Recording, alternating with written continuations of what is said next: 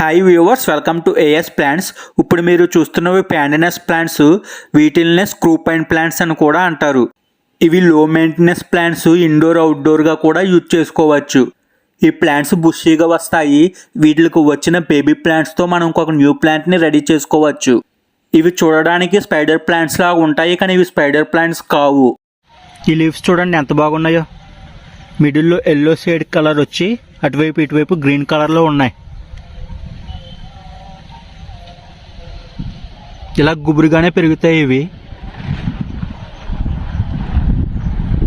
మీకు ఏమైనా plants requirements ఉంటే please reach out as screen పై నెంబర్ ఉంటుంది.